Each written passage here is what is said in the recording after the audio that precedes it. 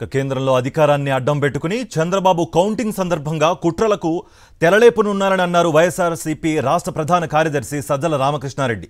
ఏకపక్షంగా వ్యవహరిస్తున్న ఎన్నికల సంఘం తీరుపై సుప్రీంకోర్టును ఆశ్రయించనున్నామని తెలిపారాయన. జగన్ సంక్షేమ పథకాలు మెచ్చిన ప్రజలు సైలెంట్ ఓటింగ్తో మమ్మల్ని ఆశీర్వదించారని అన్నారు. తన ఓటమి అర్థం కావడం వల్లే చంద్రబాబు ఏమీ మాట్లాడకుండా సైలెంట్ అయిపోయారని అన్నారు సజ్జల.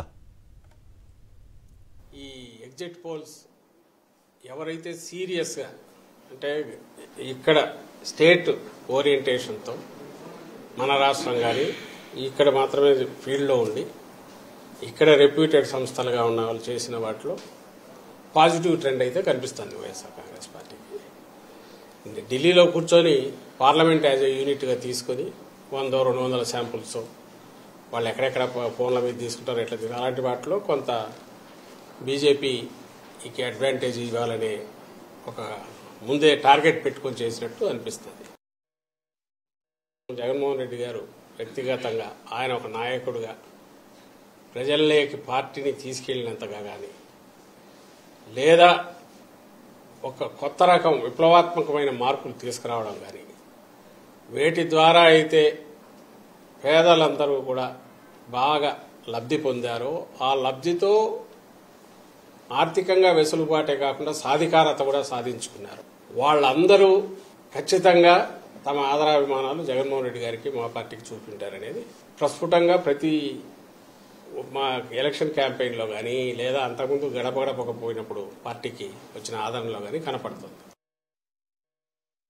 మా పార్టీ ఏదైతే పేదల కోసం ఎప్పుడైతే నిలబడినామో అన్ని వర్గాల పేదల కోసం ముఖ్యంగా ఎస్సీ ఎస్టీ బీసీ మైనారిటీలు అలాగే మిగిలిన సామాజిక వర్గాల్లోని పేదల పక్షాన ఎప్పుడైతే నిలబడినామో పేదల జీవితాల్లో ఎప్పుడైతే వెలుగు నింపామో సహజంగానే ఇది పేదలకు పెత్తందారులకు మధ్య ఒక యుద్ధంలాగా ఎప్పుడైతే తయారైందో ఎవరి వాయిస్ అయితే పెద్దగా ఉంటుందో వాళ్ళందరూ ఒకటి అయ్యారు. ఈ పార్టీలన్నీ ఒకటి కావడం వల్ల సౌండ్ మాత్రం చాలా పెద్దగా వచ్చింది ఆ వైపు నుంచి. దాన్ని పట్టుకొని అక్కడి నుంచి దాని మీదనే మొత్తం బిల్డ్ చేస్తూ సెంటర్లో ఉన్న దీంతోనూ ఎన్నికల కమిషన్ మీద ఒత్తిడి తీసుకొచ్చాం.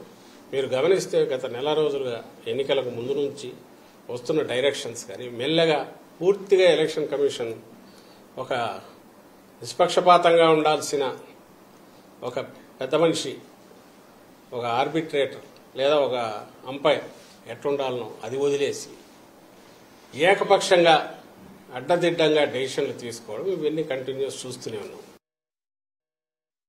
పోస్టల్ బ్యాలెట్ల విషయంలో ఈ మధ్య వచ్చిన డైరెక్షన్ కూడా నిన్న మొన్న కూడా మెన్షన్ చేశాం. అది ఛాలెంజ్ చేశాం కోర్టులో. సుప్రీంకోర్టు కూడా వెళ్తున్నాం.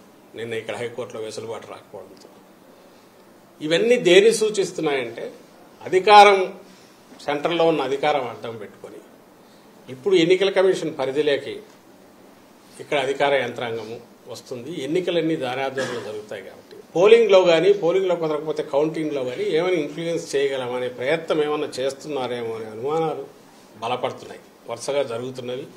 ఇప్పుడు ఎగ్జిట్ పోల్స్ పేరుతో వాళ్ళు ఇస్తున్న ఫిగర్స్ చూసినా ఏదైనా అక్కడ అవకాశం ఉంటే ఎట్లా ఒకటి మనం కొంచెం పుష్ చేయగలమా అనే ప్రయత్నం ఏమన్నా చేస్తున్నారేమో అని అనిపిస్తుంది. ఈ సర్వేల్లో ఏదైతే రియల్గా ఫీల్డ్లో జరిగిన వాటికంటే కూడా ఇంకా మరింత మెరుగైన చాలా మెరుగైన రిజల్ట్స్ ఉండబోతున్నాయి.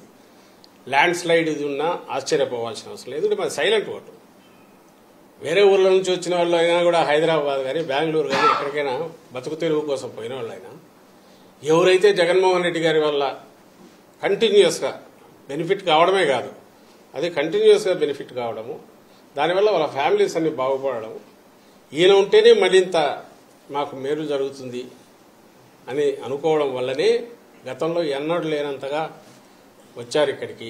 అక్కడి నుంచి వచ్చి ఓటు వేసిపోయారు అనేది మేము అనుకుంటున్నాం.